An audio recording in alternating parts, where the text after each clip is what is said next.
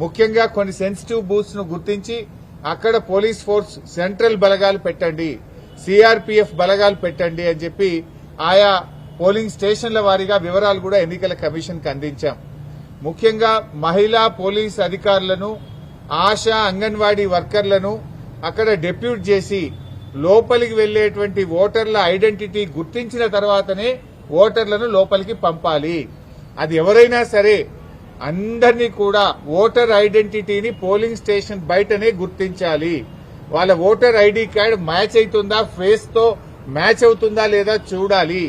Voter ID గుర్తించకుండా ఓటర్లను polling station లోకి పంపకూడదు. మహిళలను గుర్తించడానికి ప్రత్యేకంగా ఒక కౌంటర్ పెట్టండి. అదొక వాళ్లకు కంప్లీట్ ఒక రూమ్ లాంటిది ఏర్పాటు చేసి అక్కడ మహిళా ఆశా అంగన్వాడీ వర్కర్లు, మహిళా పోలీస్ అధికారులు ఉండి వారిని గుర్తించిన తర్వాతనే పోలింగ్ స్టేషన్ లోకి అనుమతించాలని వ్రాతపూర్వకంగా మేము కంప్లైంట్ ఇచ్చాం. మా దగ్గర